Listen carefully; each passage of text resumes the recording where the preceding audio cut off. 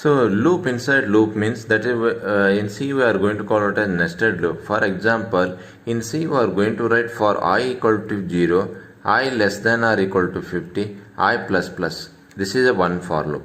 So again inside we are writing the one more for loop for I j equal to 0, j less than or equal to 10, j plus plus. So how it is going to work here? Once it becomes I equal to 0, so here I value is 0, so less than 50, it is true. Again it will going to enter to the inside for loop. So here what will happen? J equal to 0, j less than or equal to 10 times 10. So again what will happen? It is going for execute the some instructions below this one. So again j value it will get increment. It becomes 1. So again 1 less than 10. So again it will execute the instruction. That means this for loop it is going to perform the 10 times. So that this one it is going to perform the one time. That means this is a one time it can perform. Once it becomes a one time, once it enters here it is going to perform 10 times. Again once it becomes 10 value, at the time it is going to get execute this loop. Again it will get increment I value. Now it becomes I equal to 1. So again it will enter the loop. Again it will perform the 10 times. That means if I can say here I value is 50, that means 50 into 10, so that means 500.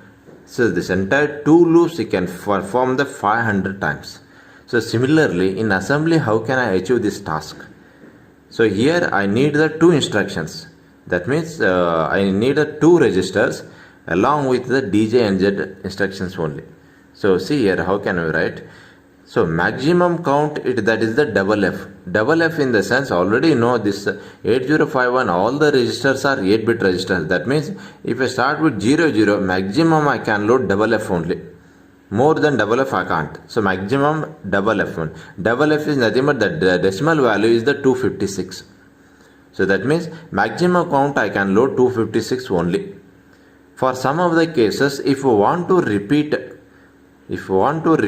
more than 256 times, at the time we are going for the concept nested loop. So you can check the one program here. Write a program to first condition load the accumulator with the value 55H. First I need to load the value 55H to the accumulator. Second condition complement the accumulator. Complement in the sense what will happen? 55 means how can we write the 55 here? This is 0 101, again 0 101. So complement means bit reverse. This is becomes 1 0, this is 1 0, this is 1 0 1 0. Clear? So again that means from this complement it came like this. So present value is this. Again if you make the complement it will go back to the previous value. That means it will perform the switching from this number to this number, again from this to this complement. So this way you need to perform the complement 700 times.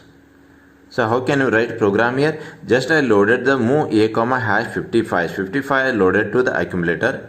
Next one move r3 hash comma hash 10. So that means here I need to perform the nested loop. Nested loop is nothing but I need to perform the like two for loops I need to write. For that I need two registers here. So one register I am going to load the value 10 here. One more move r2 comma hash 70. So I loaded the 70 value to the r2. So you can observe 70 into 10 means it becomes the 700 times I can achieve. So that is similarly as your power also. Here 50 times inside 10 times is a 50 into 10 means 500 times I can perform this one. So here what will happen? Next one CPL complement A. So I need to perform the complement for the content of accumulator. So that is what is the value of the accumulator now 55. So 55 binary I return. Once this instruction is executed, it is going to get updated these values because of complement means already know that is bit reverse pattern.